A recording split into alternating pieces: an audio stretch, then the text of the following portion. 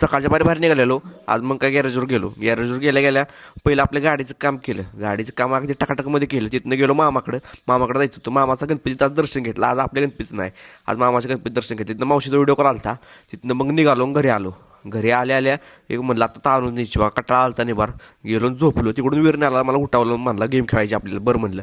तिथं चेतनचा पण आला परत आम्हाला. म्हणला आमंत्रण सांगा, आपल्याला पुलाव करायचा आहे. चालते म्हणजे सगळ्याच्या घरी आमंत्रण सांगितलं आणि पुलावाची रेसिपी तयार झाली. तिकडून काका आला, सगळं साहित्य बिहित्य गाडीतनं काढलं. आता तुम्हाला खास सांगतो बघा, हे आमचं वया पुलाव खाण्यासाठी पुण्याहून आला आहे. काय बनावं ह्याला आता.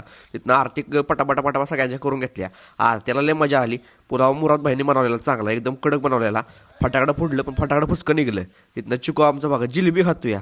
जिलेबी मोठी बापाला जिलेबी खायला दे मला. ती झालं की नंतर आपण आमची पंगत बसली.